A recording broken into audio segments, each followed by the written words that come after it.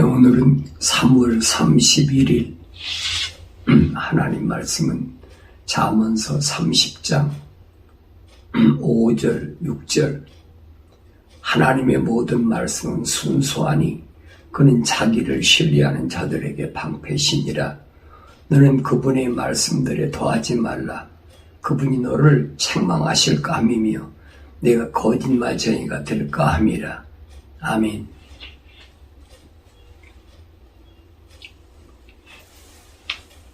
사람이 세상만 살아가는데 어디에다가 관심을 두고 사느냐,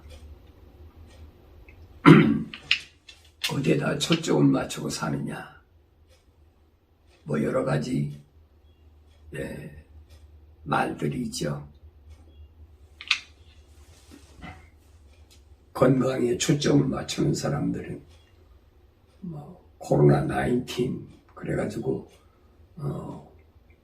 전염병에 관심을 많이 가지고 있고, 어떤 사람은 이제 정치하는 것에 마음이 있어서 정치하는 것에 심의를 기울여서 그렇게 사는 사람도 있고, 여러 가지 사람이 자기 관심에 따라 다른데, 오늘 그리스도인들은 소위 말하면 하나님의 자녀들은 어디에다가 삶의 초점을 맞추고 사느냐 하는 것은 하나님의 계획을 내가 얼마나 올바로 아느냐. 그 성경밖에는 하나님의 계획을 증거한 데가 없으니까 성경에 대한 관심을 가지고 날마다 하나님 말씀을 우리가 상고하고, 하나님 말씀이 뭐라고 약속하셨는지 그 약속의 말씀에 대하여 심혈을 기울여서 날마다 주의 말씀을 통해서 이 시대를 알고 우리 주님께서 약속하신 그 약속이 어떻게 이루어지는지 하는 것을 항상 거기에 초점을 맞추고 삽니다. 그렇게 살다 보면은 하나님의 말씀이 뭐냐? 오늘 잠언서 기자는 하나님의 모든 말씀은 순수하다 그랬어요. 꾸민 게 없다. 꾸며진 것이 없다. 순수하단 말이에요. 사람이 임의로 만들어서 어떻게 사람을 미혹하거나 현혹하거나 그런 것이 아니라는 거예요. 하나님 말씀은 그냥 순수하다. 그러니까 순수하지 못한 것은 뭡니까? 사람이 임의대로 꾸민 거잖아요. 그래서 하나님의 말씀은 순수하다는 말은, 하나님의 말씀은 두 가지, 약속과 명령, 이건 아주 순수한 거예요. 이걸 어떻게 이상하게 바꿔가지고 또 얘기하고, 이건 있을 수가 없는 거예요. 그러면서 그는 자기를 신뢰하는 자들에게 방패신이라. 창조주 하나님은 자기를 신뢰하는, 자기를 믿고 하나님의 약속만 믿고 하나님의 명령에 순종하는 자들에게 방패시라. 방패. 방패가 왜 필요합니까? 적이 나에게 어떤 해를 가할 때 가로막는 것이 방패잖아요. 막아주는 것이 방패다. 그래서 바울은 에베소 교회에 그랬잖아요. 믿음의 방패라. 그래서 믿음의 방패. 믿음이 없이는 절대 방패가 될 수가 없어요. 믿음의 방패를 가져야 우리가 넉넉히 세상을 이길 수 있다. 그래서 너는 그분의 말씀들에 더하지 말라. 그래서 그분의 말씀들에 더하지 말라. 순수한 말씀인데 거기다 뭘 더하려고 하지 말아요. 더하면 바꿔만 하면 방패가 안 된다는 얘기. 순수한 말씀 그대로가 돼야 내가 그 약속의 말씀 믿을 때 방패가 되는 거지, 내 임의대로 그 말씀을 바꿔버리면 하나님의 말씀이 방패가 되지 않는다는 거예요. 하나님 말씀 방패가 안 되니까 성경을 아무리 여러분 가지고 다니고 또 성경을 아무리 상고한다고 해도 방패가 되지 않는 거예요. 그러니까 현대 지금 우리가 세상을 살아가고 있는 이 시대에 무엇이 나를 불안하게 하고 초조하게 하고 하나. 하나님의 순수한 말씀, 하나님의 순수한 모든 말씀들은 순수하다고 그랬는데 그 모든 말씀들은 순수한 말씀들은 자기를 신뢰하는 자들에게만 방패가 된다. 하나님의 약속을 믿고 하나님의 명령을 순종하는 자들에게만 방패가 되는 거예요. 그렇지 않으면 뭐예요? 방패가 안 된다는 거지. 자기를 신뢰하지 않는다는 말은 하나님의 약속을 믿지 않고 하나님 명령을 순종하지 않는 사람들에게는 방패가 되지 않는다. 그래서 하나님의 진리의 말씀이 나의 삶의 방패가 되려면 어떤 세상의 위협이나 협박이나 세상의 어지러운 환경에 내가 굴복하지 않고 넉넉히 이길 수 있게 그렇게 살기를 원한다면 하나님의 순수한 말씀을 그대로 받아들여야 돼. 그래서 6절에 보면 너는 그분의 말씀들에 더하지 말라 그랬어요. 그분의 말씀들에 하나님의 약속과 하나님의 명령 외에는 거기다가 뭘 덧붙이려고 하지 말아요. 덧붙이면 순수하지 않잖아요. 그래서 마지막 때도 다니엘서 2장에 보면 깎지 않은 돌, 다듬지 않은 돌이 세상을 완전히 그 신상을 깨트려 부시는 그런 모습이 다니엘서 2장에 나오잖아요. 그러니까 하나님의 말씀은 인간이 피조물이 거기다 더덕더덕 덕지에 덕지 뭘 붙이고 그게 될 수가 없는 거예요. 하나님의 말씀에 거기에 뭔가 철학이나 과학을 찍어 붙이려니까 세상 지식이 필요한 겁니다, 여러분. 그렇지 않고 하나님의 말씀은 순수하기 때문에 그 말씀에는 뭐 더할 필요가 없어요.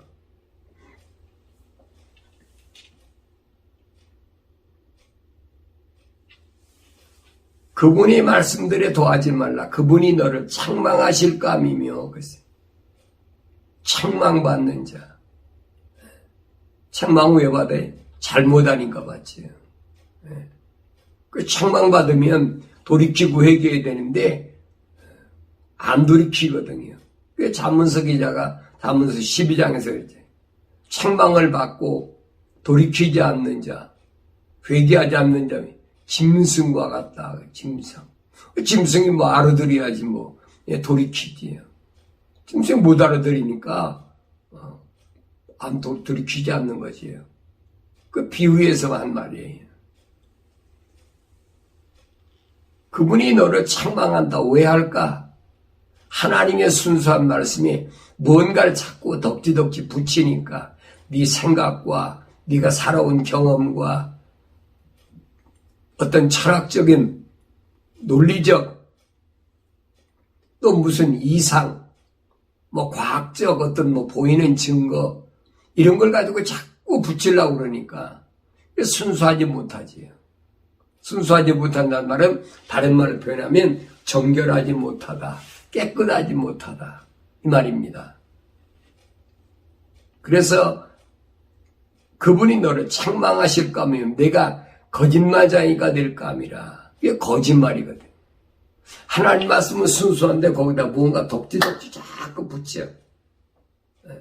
이게 거짓이 돼버리는 거예요. 하와를 유혹할 때도 뱀이 그랬잖아요. 참으로 하나님께서 너희에게 말씀하시기를 하나님께서 말씀하신다고 그러면서 갖다 붙여버리잖아요. 그 똑같은 거예요. 그래서 제가 지난번에 곡과 마곡에 대해서 천년 왕국이 끝나면 이 곡과 마곡이 하나가 돼가지고 이것들이 주님의 왕국을 이제 포위하고 전쟁을 일으키는 그것이 곡과 마곡의 전쟁이라 그 말씀을 드렸어요. 곡은 뭐냐? 곡은 유대인, 이스라엘, 야곱의 그 첫째 아들 루벤의 혈통에서 난 자가 곡이고, 마곡은 뭐냐? 마곡은 노아의 첫 번째 아들 야벳이라고 그러죠. 네, 야벳의 혈통에서 나온 그것이 바로 마곡입니다. 그러니까 마곡은 다른 말로 표현하면 세상에 패권을 가진 자들, 백인을 종족으로 말하면 백인을 가리키는데 패권을 가진 자를 가리키는데, 그래서 이들이 뭐하냐? 자꾸 증가한다, 더한다, 많아진다, 자꾸 이거 원하는 거예요.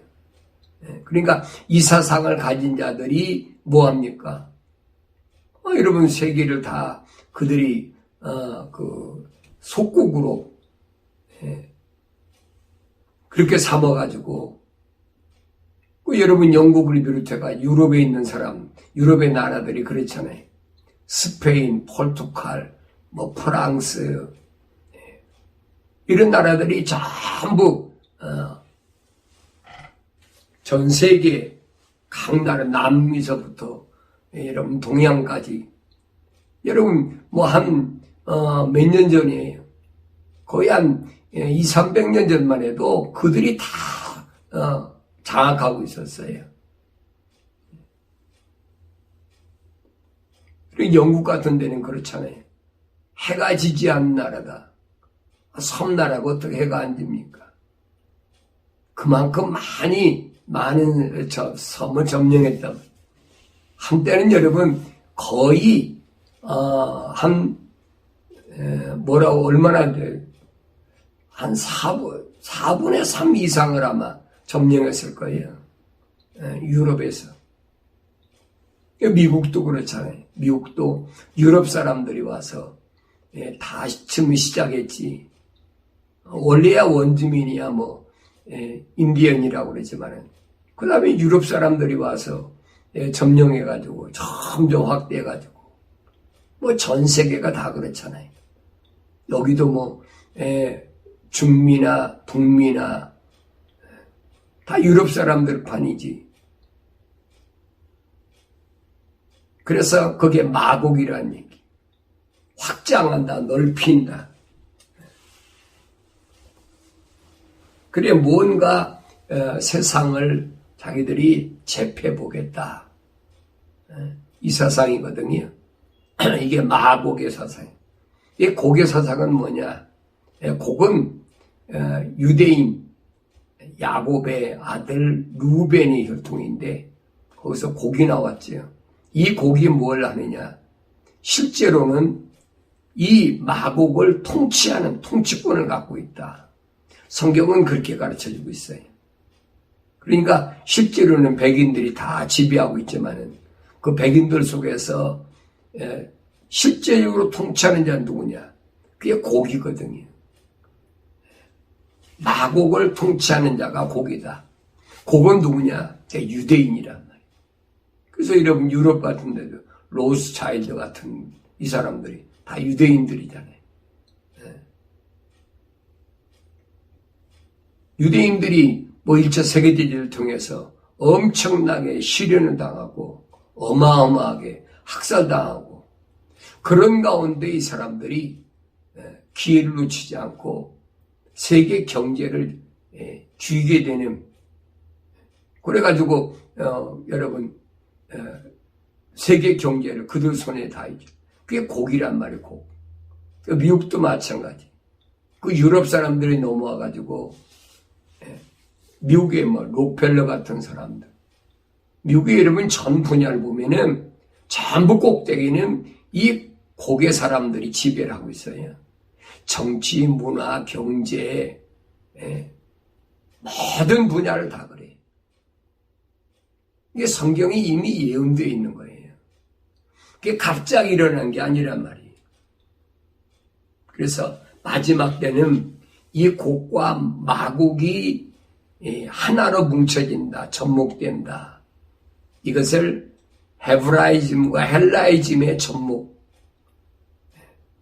이들이 마지막 하나님을 그 주님 하나님의 아들 예수님이 이 땅에 재림하셔서 천년 동안 통치하실 때에 그때에 주님께 반길 들고 전쟁을 일으킨다.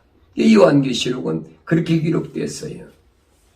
그러면 우리가 돌이켜보면 되짚어 올라가 보면 이게 어떻게 접목됐느냐 하는 걸 알아야 되잖아요. 어떻게 접목됐느냐. 이 접목된 것을 보면 유대인 필로라는 사람이 있어요. 유대인 필로라는 사람이 이제 그리스에 가서 공부를 하고 와서 어떻게 하면 유대교 사상, 소위 말하면 헤브라이즘을 헬라이즘을 접목시켜가지고 그래서 유대교 사상을 확장시킬까 해가지고 그 헬라의 알렉산드리아, 그리스 알렉산드리아죠. 알렉산더 대왕이 지중해 일대를 다 점령하고 그 점령한 나라들에다가 뭘 세웠냐면 알렉산드리아라는 도시를 승전 도시를 세웠습니다. 근데 이집트에 그 알렉산드리아가 있는데 그것은 알렉산더 대왕이 이집트를 점령하고 승전 기념으로 세운 도시. 그 도시에다가 유대인 필로가 이제 최초로 이 헤브라이즘과 헬라이즘을 접목시키기 위한 학교를 세웠어요. 그래가지고 이 학교에서 작업이 뭐냐? 어떻게 하면 모든 사람들이 쉽게 알아들을 수 있도록 받아들일 수 있도록 헬라이즘과 헤브라이즘을 접목시킬 수 있을까? 말은 좋아요. 유대교의 하나님 사상을 많은 사람들이 접목시키기 위한 것이다. 그래서 세우는 이 교회 초대 교장이 판타에누스입니다. 판타에누스 이 사람은 당대 유명한 철학자인데 그래서 학생들을 모집해 가지고 이제 열심히 헤브라이즘과 헬라이즘을 접목시키는 이 작업을 했는데 그때에 그 클라멘트라는 이방인이 아주 머리가 비상한 이방인이 와서 공고를 해가지고 그 사람이 개종을 합니다. 자기가 기독교가 되겠다. 그래가지고 개종을 하는데 이 사람이 그래서 이 학교 2대 교장이 돼. 클라멘트라는 사람이. 그래서 어떻게 하면 판타이누스보다 내가 더 많이 이 헤브라이즘과 헬라이즘을 이제 접목시켜서 많은 사람들에게 하나님의 사상을 증거할까. 그렇게 열심을 냈던 그 유명한 철학자 클라멘트가 2대 교장이었어요. 그리고 3대 교장으로는 그 유명한 오리겐입니다. 오리겐. 여러분 아실 거예요. 오리겐 하면 아주 유명하지요. 그 아버지는 순교까지 한 그런 집안 사람이고 오리겐이라는 사람도 얼마나 신앙이 천투천명과 스스로 고자가 됐어요. 자기 스스로 고자가 됐어요. 성경이 그러잖아요. 스스로 고자된 자도 있다. 그만큼 열정적이었던 사람.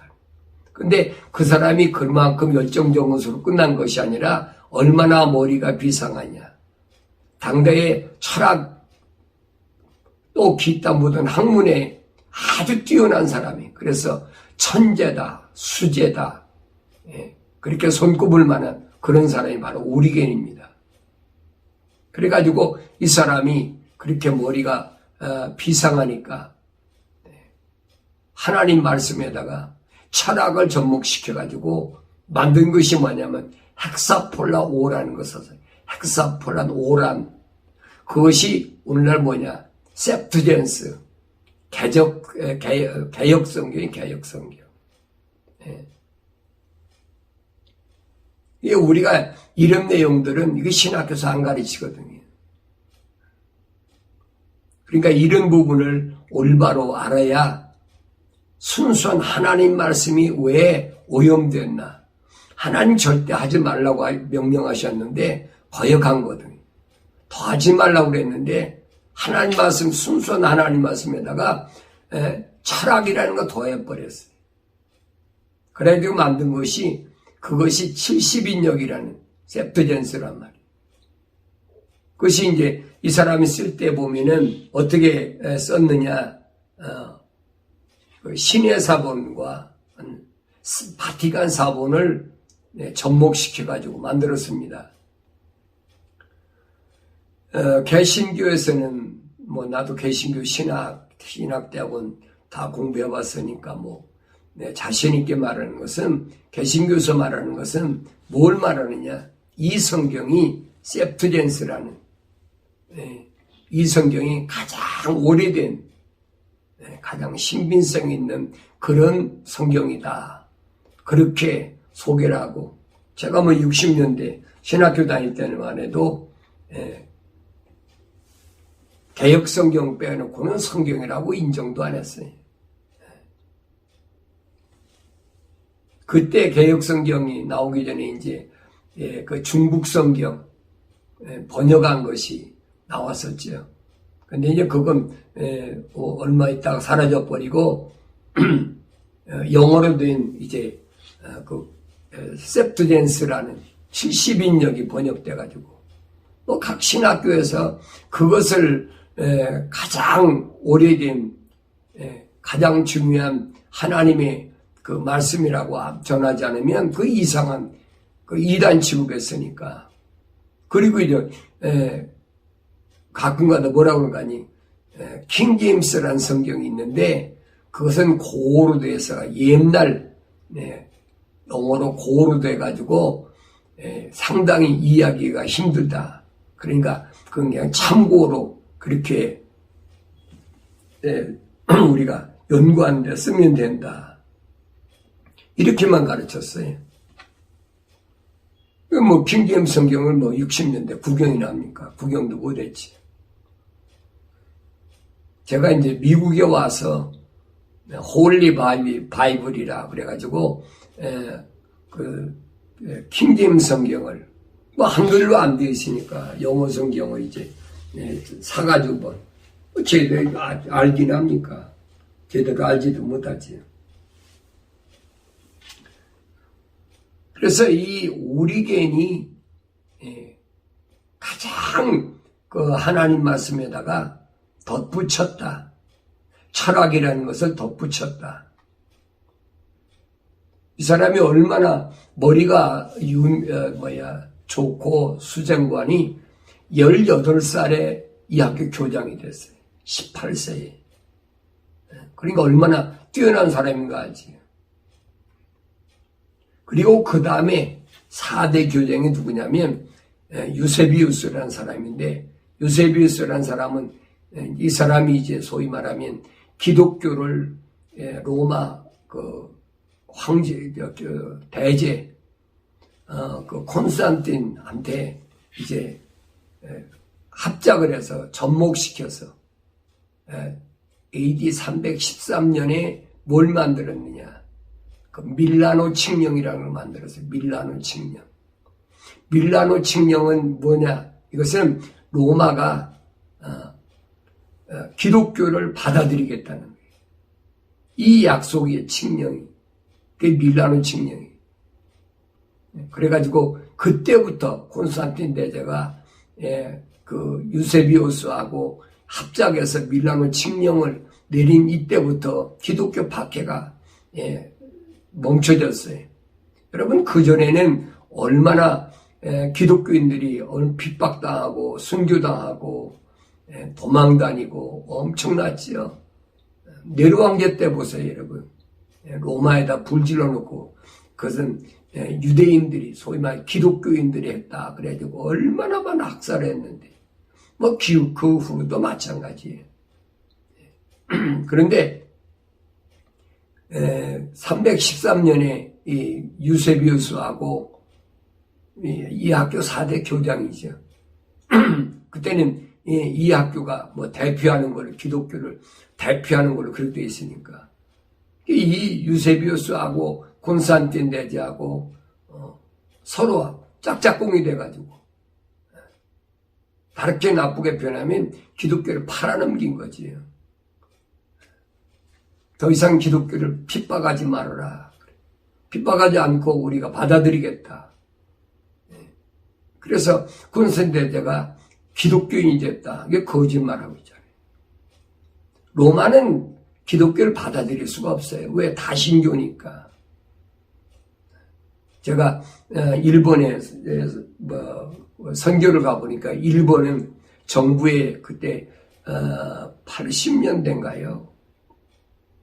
10년대, 80년대인가 정부에 등록된 신만 86만이에요. 86만. 근데 로마도 다신교이기 때문에 태양신부터 시작해서 계절마다 봄철에는 무슨 봄의 여신, 우주의 무슨, 여러분, 그게 다 그리스 신화에서 나온 거 아니에요. 제우스 신이니 뭐 전부, 그 다 신화에 나오는 것들이 다 그것들, 그런 것들이거든요. 그래서, 로마 가톨릭이 이제, 313년에 유세비우스하고 콘스탄틴 대제하고 이제 합작을 해갖고 만들어졌어요. 그래서 기독교를 그때 핍박하지 않았습니다. 그러면서 만들어진 게 로마 캐톨릭이잖아요. 그 로마 캐톨릭이 처음에는 하나님을 섬기겠다. 그렇게 약속을 해놓고는 그 됩니까? 안 되지요. 다신교를 섬기는데 태양신은 어떡하고 뭐 달신은 어떡하고 뭐 별의별 신이 얼마나 많아요. 여러분 그리스 신화에 나오는 신화 보세요. 주피터로부터 시작하고 얼마나 많은 거예요. 왜 철학은 여러분 이 신들을 만들지 않으면 철학이 성립이 안 돼요. 그래서 바울 사도가 골로새 지방에 있는 교회들에게 보낸 편지에서 그러잖아요. 철학은 그리스도를 따른 게 아니라고 딱 잘라서 말하잖아요. 또 디모데한테 보낸 디모데전서 6장 20절인가 보면 과학은 거짓말이라. 과학은 뭐 보이는 것이 전부인 것으로 그렇게 둔갑시켜져요.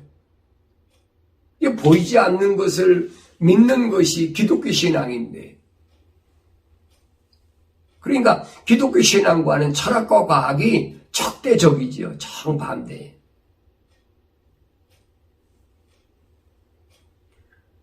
그래서 이들이 313년에 로마 캐톨릭이 이제 시작돼 가지고, 그러니까 이게 뭘 얘기하냐면 마곡과 곡이 합작이 된 거예요. 헤브라이즘과 헬라이즘이 합작이 된 거예요.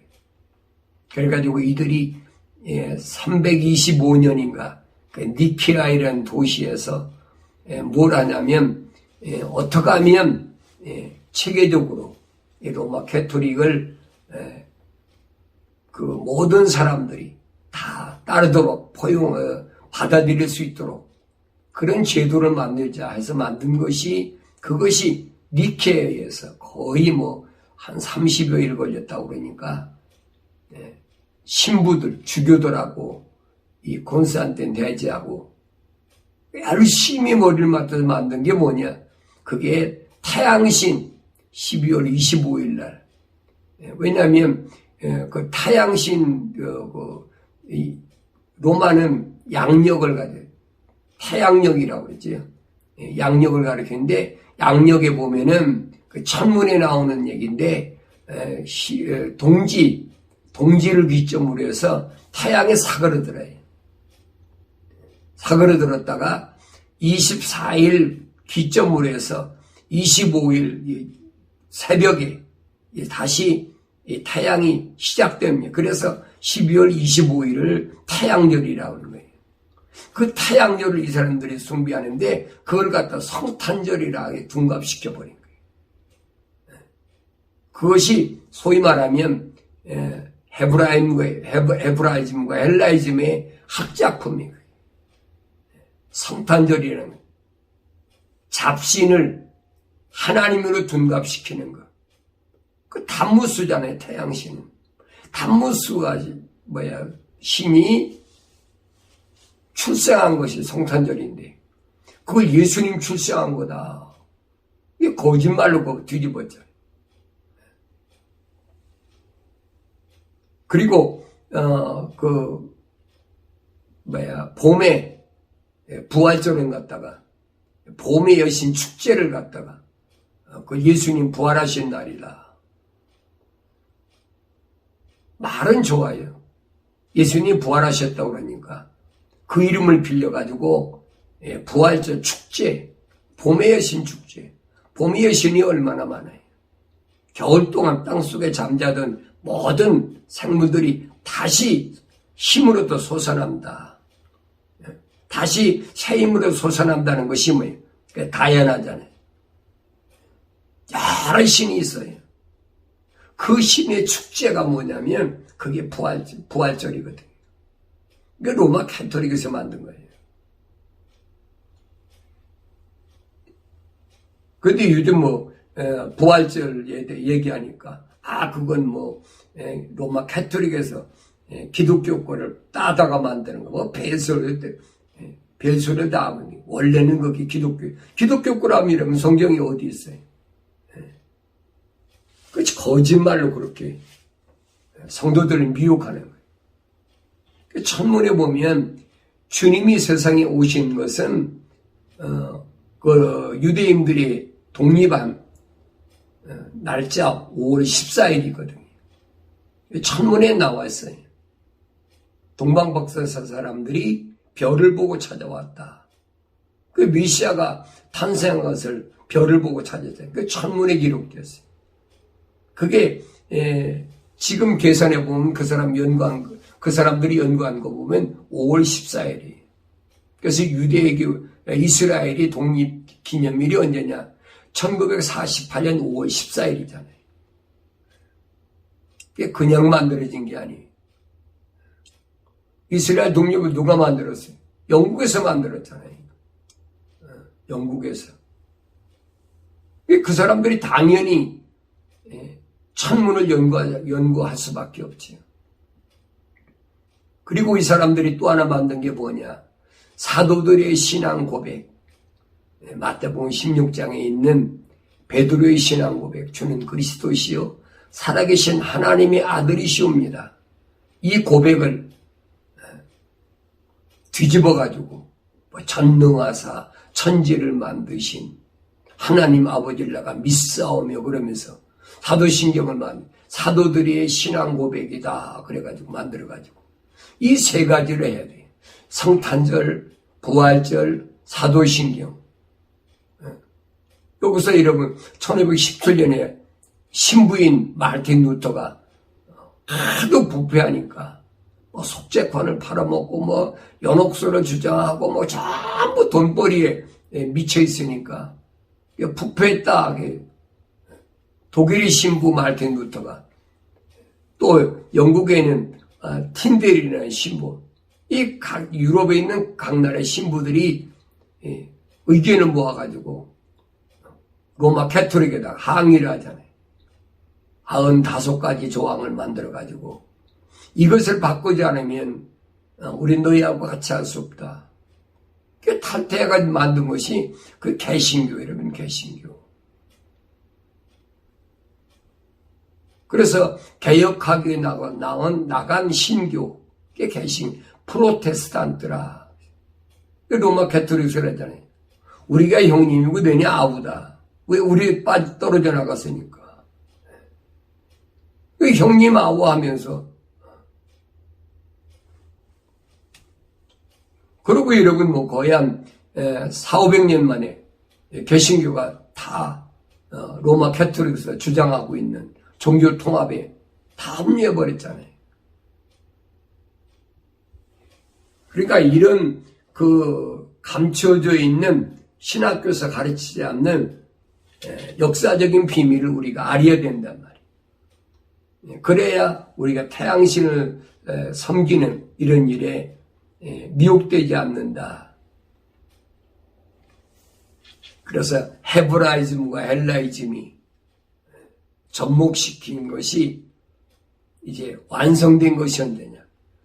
313년에 밀라노 칙령을 통해서 이게 접목됐다. 이게 접목된 것이 언제 나타납니까? 극단적으로 나타나는 것이 이게 주님의 천년왕국이 끝나고 나서 곡과 마곡의 전쟁이 일어나는 거예요. 마곡이 세상을 다 지배. 소위 말하면 야벳이라죠. 야벳 노아의 큰아들 유럽을 차지하고 있는데 이 사람들이 전 세계를 다 장악하고 있으니까. 근데 장악하고 있는데 이 사람들을 실제적으로 통치하는 건 뭐냐? 이 사람들은 소위 세계를 지배하려니까 어디다 신경 씁니까? 전부 장사하는데, 무역하는데, 교역하는데, 전부 그거예요. 무역하고, 교역하고, 장사하는데. 그래서 뭐 합니까? 돈이잖아, 돈. 이 돈을 지배하는 것이 누가 등장했느냐? 고기 통치자로 일어선다. 그 성경에 그대로 기록되어 있어요.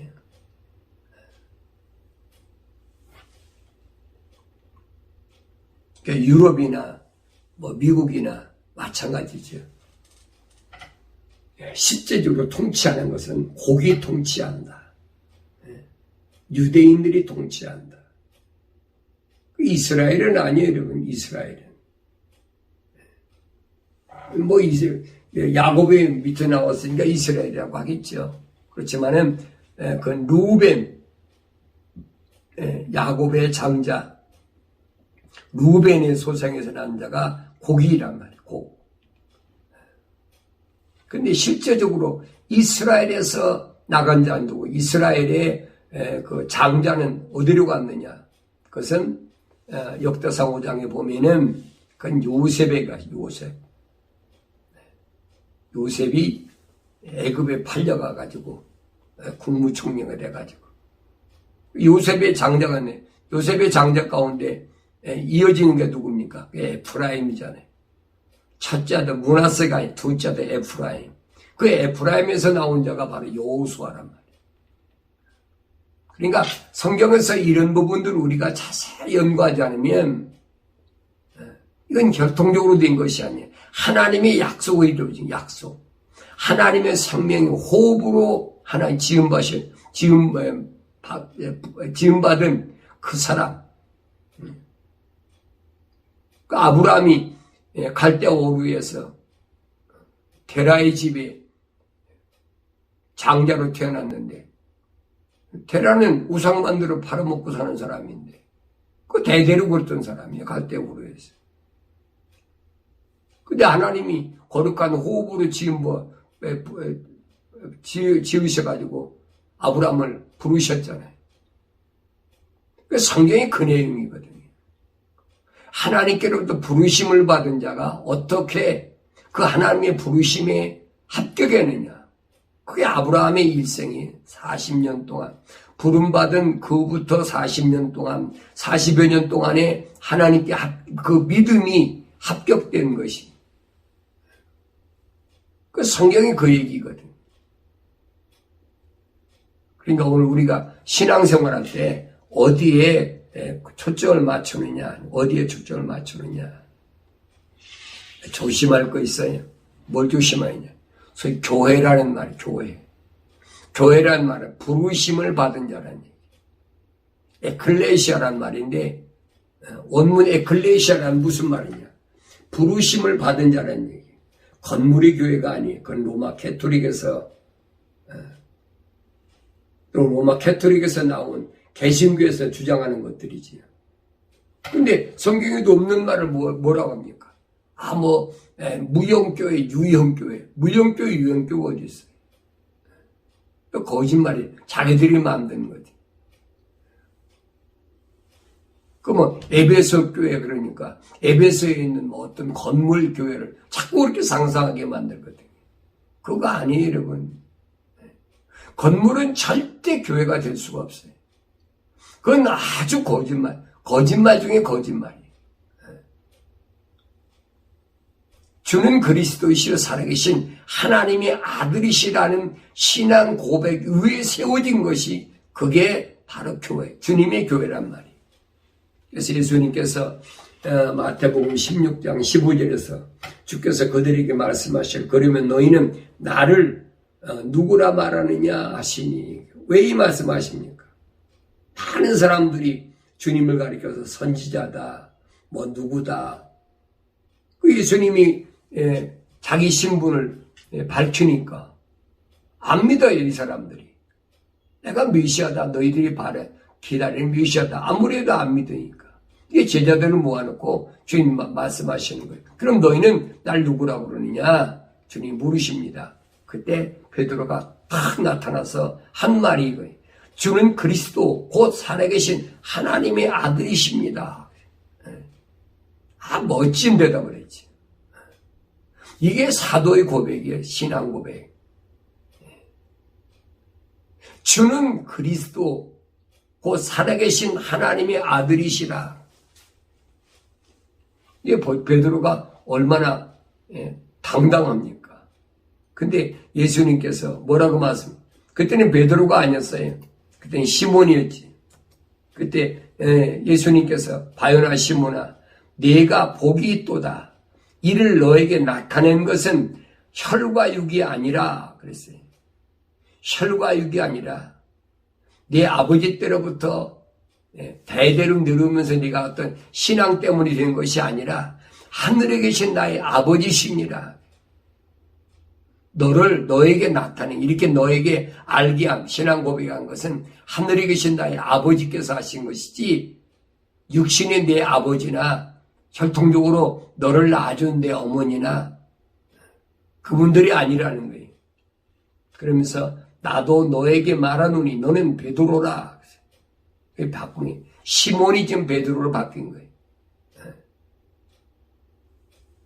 베드로라는 말은 무슨 말이에요? 돌이라니, 돌.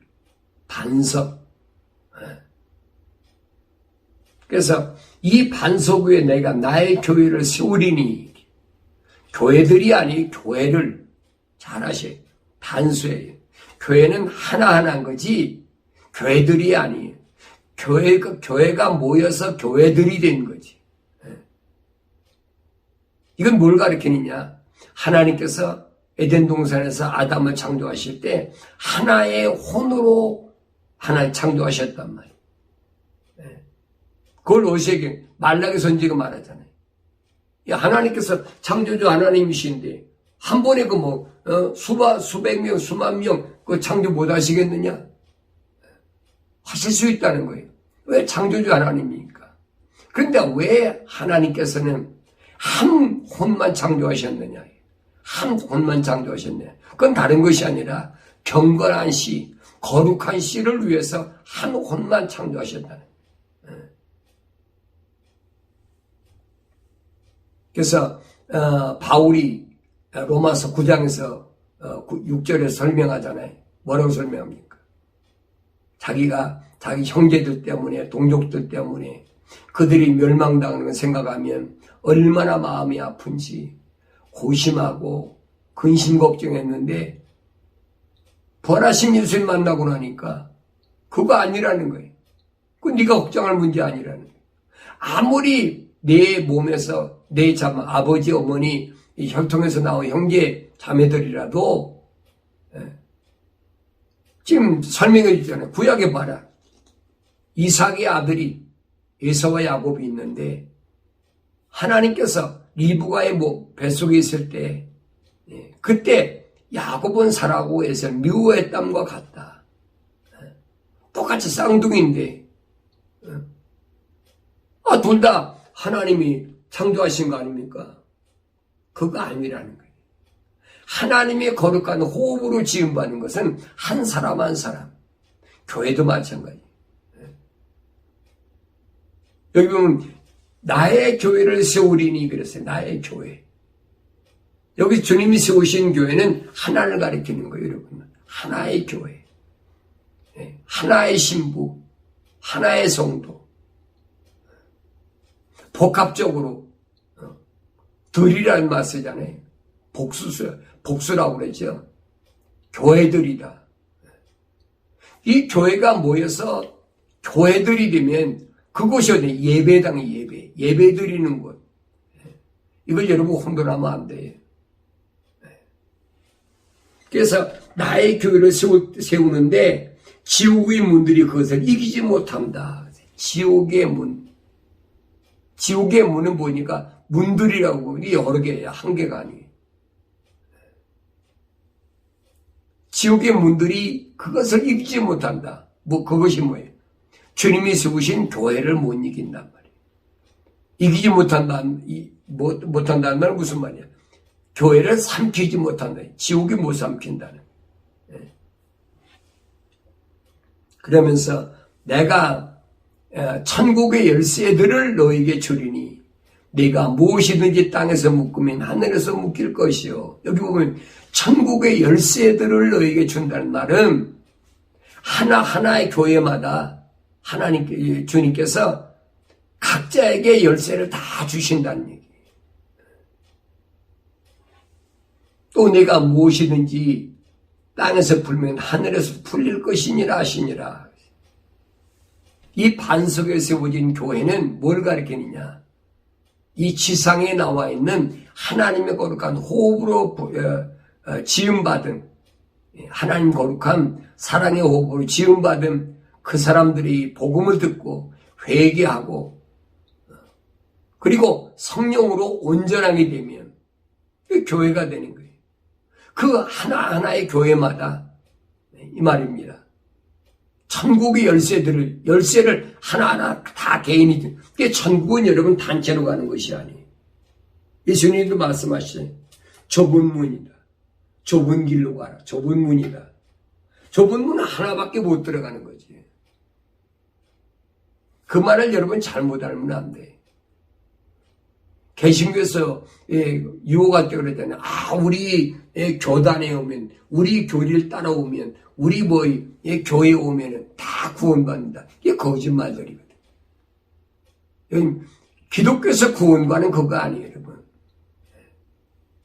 하나님께서 창조하실 때 한 사람 한 사람 호흡으로 창조하신 것처럼 마지막 때 구원도 마찬가지.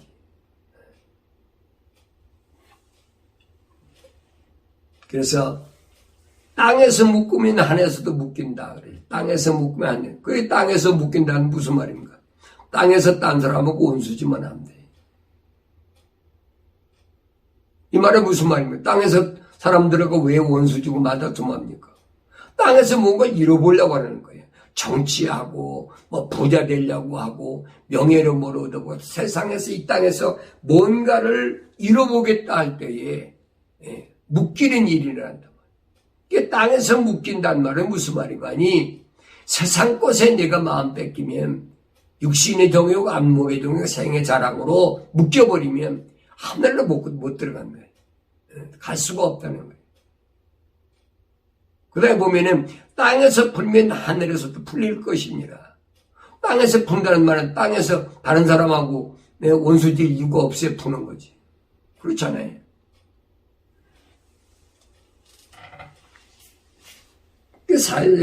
내가 세상을 살아가는데 어디에다 초점을 맞추고 사느냐는 어디에다가 돈 버는데 초점 맞추느냐 아니면 세상의 명예에 대해 초점 맞추느냐 아니면 세상의 권력에 초점 맞추느냐 전부 그거지요. 육신의 동욕, 안목의 동욕, 생의 자랑이 전부 그거잖아요. 그 땅에서 풀어지지 않는 거예요. 그러잖아요. 정적이다. 정치하는 사람이 적이 누구다. 또 국가를 팽창시 확대하려고 그러면 적이 우리 주적이 누구다. 별의별 소리 다 하잖아요. 이게 풀어질 수가 없거든요.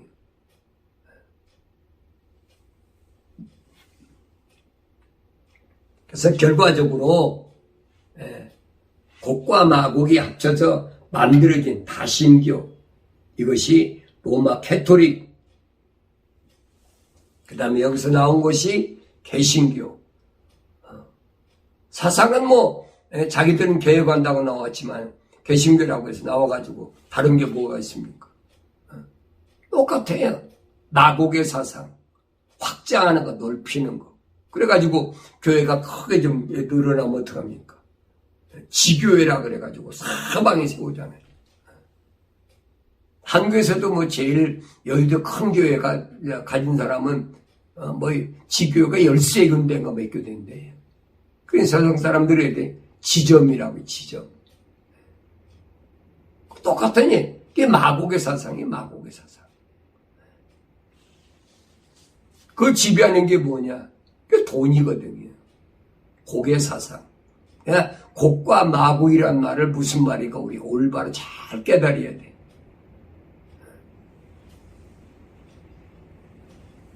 그래서 이것이 다니엘서 2장에 보면은 느부갓네살왕이 꿈에서 봤던 금머리, 그 다음에 은으로 된 가슴팩, 그다음 배와 넓적다리, 노, 그 다음에 종아리,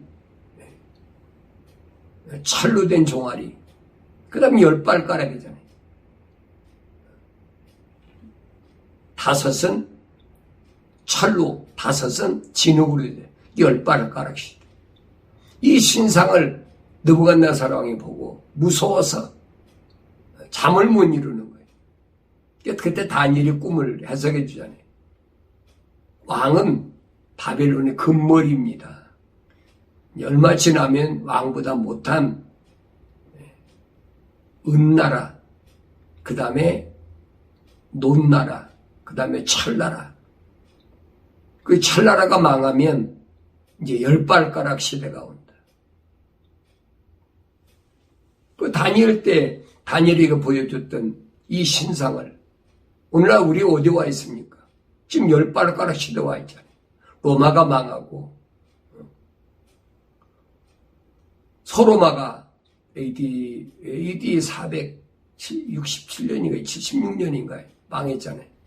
동로마는 1350몇 년인가요? 망했잖아요. 그리고 지금 이 망한 로마에서 만들어진 게 뭐냐? 그게 EU라는 거예요. 유럽 연합이라는 게 만들어졌죠. 이런 부분들을 우리가 잘 알아야 돼. 열심히 내가 세상을 살아가는데 어디에 초점을 맞추고 살 것인가? 하나님 말씀이 뭘 말씀하신 것일까? 나는 지금 하나님이 세우신 그 계획하신 하나님의 계획에 어느 시대를 살고 있는 것일까? 여러분 여기다 초점을 맞춰야 될 거 아니에요. 멍뚱한 것에 자꾸 시선을 돌리게 만드는 것들이 우리 주의잖아요. 세상을 뭐 살기 좋다. 4차 산업이다. AI 시대다. 살기 좋죠. 세상 사람들이 볼 때는. 그러나 이런 시기가, 이런 시대가 왜 왔는지. 그래서 내가 살고 있는 시대가 어떤 시대냐? 바로 10발가락 시대에 살고 있다. 이 10발가락 시대가 끝나면 그 다음에 보니까 뜨인 돌이 사람의 손으로 다듬지 않은 뜨인 돌이 와서 이 신상을 깨부신다는 거예요. 이게 뭘 가리키냐? 주님이 재림을 가리켰거든요. 반석이신 주님. 반석이신 주님의 나라가 이 땅에 이루어진다는 거예요. 그게 예수님의 재림을 가리킨 거예요. 그게 거의 한 600~700년 전에 다니엘을 통해 약속하신 그 말씀이에요, 여러분. 벌써 역사적으로 어떻게 이루어지나.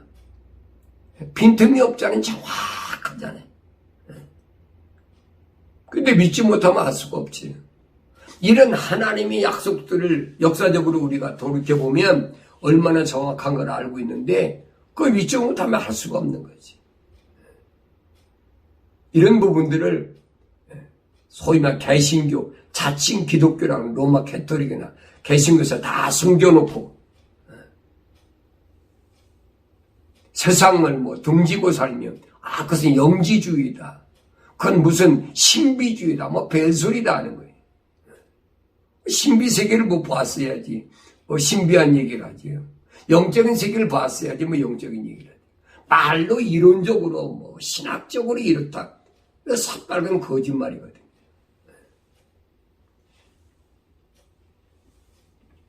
이런 부분을 우리가 올바로 알아야 얼마 남지 않은 세상의 소위 말하는 환란의 강을 무사히 넘을 수가 있다. 그렇지 않으면 우리가 올바른 길을 갈 수 없다. 바울 사도같이 공부를 많이 한 그런 사람도 하나님 말씀을 통해서 부활하신 예수를 만나고 나니까 그 인생관이 바뀌어졌어요. 어떻게 바뀌어졌습니까? 부활하신 예수를 만나기 전에 사울이었을 때는 세상에서 무언가를 유대인으로서의 하나님 선택받은 선민으로서의 뭔가를 이루어보겠다는 큰 포부를 가지고 가말리엘 교법사 밑에서 열심히 공부를 해가지고 로마가 지배할 때니까 로마한테 항거하고 어떻게 하면 여기서 벗어나서 다윗의 옛날의 명성을 되찾을 수 있을까? 그 생각으로 꽉 찼었지요. 그래서 근데 그 사람이 시리아 다마스카스로 가는 길에서 부활하신 예수를 만나고 나니까 눈이 뒤집혀 버렸어요. 닫혀있던 눈이 열렸어요. 하나님의 세계를 그렇게 열망했는데 부활하신 예수를 만나고 나니까 눈이 열려버린 거예요. 성경에는 눈에서 비늘 같은 것이 떨어졌다. 그때부터 바울이 달라진 거예요. 내가 부활하신 예수를 만나고 보니까 내가 율법의 최고학자라는 당대의 최고학자라는 가말리엘이라는 사람이 공부한 것들이 이것이 오줌통과 같다. 아무것도 아니라는 거예요. 사울이었을 때 사울의 삶과 주님 부활하신 예수를 만나고 나서의 바울로서의 삶이 어떤 것이 다른가 하는 것을 우리가 성경을 통해서 올바로 아는 것이 중요한 거예요. 이 부활하신 예수님을 만난 바울을 향해서 동료들이나 동족들이 뭐랍니까? 바울아, 너는 세상에 살 자격이 없다. 올바로 본 거지. 세상에 살 자격이 왜 있겠어요? 하늘의 신비한 하나님 세계 아버지 집에 있는데. 바울 서신을 올바로 알아야 돼요. 그걸 철학적으로 바울이 공부 많이 한 사람이니까 철학적으로 이런 얘기, 그런 얘기가 아니에요. 자꾸 하나님 말씀을 변개시키고자 하는 자들이 하는 말입니다.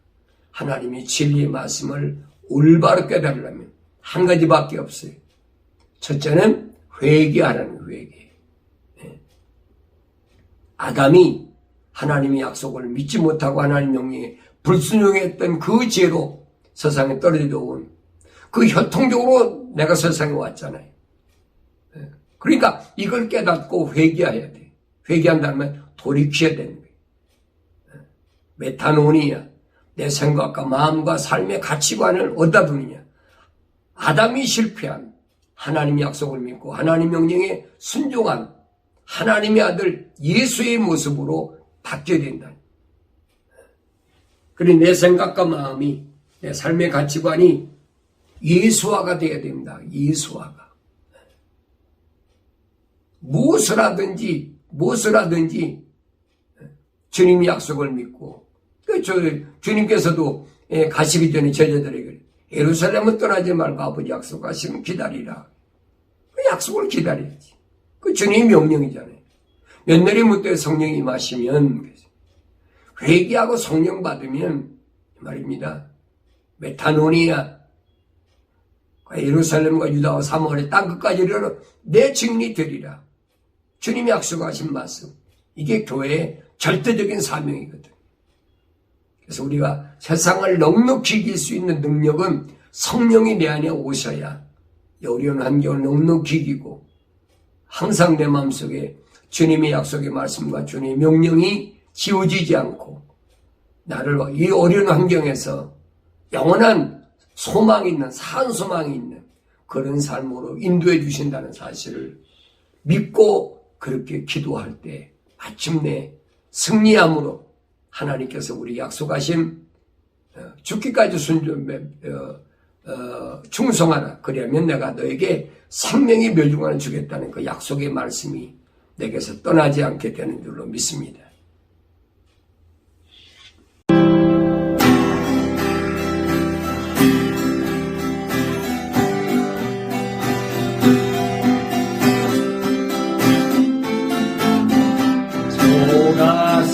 삼간도 나는 만족하네.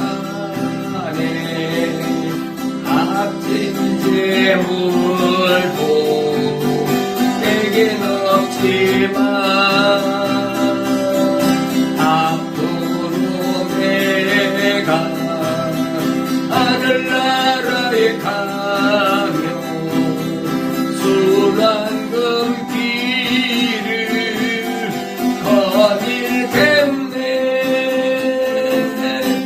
내게는 더하 늘 위에 집이 있네. 영원한 기쁨 넘치는 그곳 언젠가 내가 저 천국 이르러 주님과 거닐겠네. 날 가난하다 외롭다 말하고 전국길 가니 실망 없다네. 이 세상 수고 모두 끝이 난 후에 저 전국 가서 멸류관 수리. 내게는 저 하늘 위에 집이 있네. 영원한 기쁨 넘치는 그곳 언젠가